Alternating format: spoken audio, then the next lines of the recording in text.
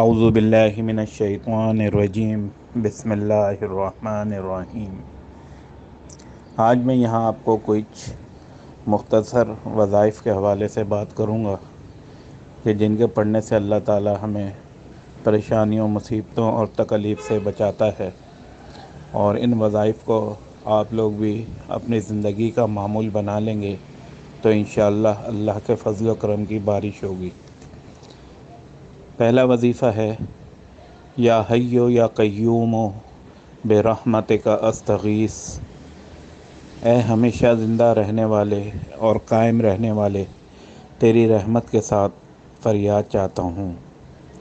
حضرت عبداللہ بن مسعود رضی اللہ تعالی عنہ سے روایت ہے کہ رسول پاک صلی اللہ علیہ وآلہ وسلم کو کوئی غم یا فکر ہوتی تو آپ صلی اللہ علیہ وآلہ وسلم یہ کثرت سے پڑھا کرتے تھے، خصوصاً فجر کی سنت اور فرض کے بیچ میں 40 مرتبہ پڑھنے سے ہر طرح کے غم اور مصیبت سے نجات ملنے کے لیے اکثیر ہے۔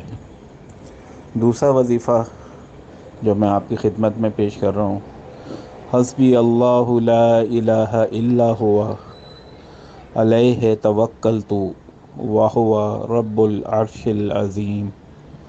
مجھے اللہ کافی ہے، اس کے سوا کسی کی بندگی نہیں، میں نے اسی پر بھروسہ کیا اور وہ بڑے عرش کا مالک ہے۔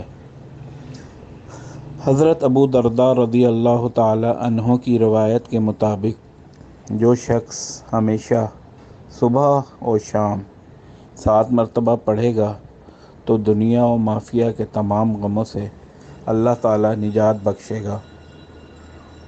تیسرا وظیفہ، حسبنا اللہ ونعم الوکیل نعم المولا ونعم النصیر۔ اللہ ہمارے لیے کافی اور کارساز ہے۔ حضرت ابو درداء رضی اللہ تعالی عنہ کی روایت کے مطابق جو شخص اس آیت کریمہ کو روزانہ 100 مرتبہ پڑھے گا تو دنیا اور آخرت کی تمام آفتوں سے محفوظ رہے گا۔ ایک دوسری روایت کے مطابق اس آیت کریمہ کے پڑھنے والے کو اونچائی سے گرنے اور آگ میں جلنے سے اور پانی میں ڈوبنے سے اللہ رب العزت محفوظ فرما لیتا ہے۔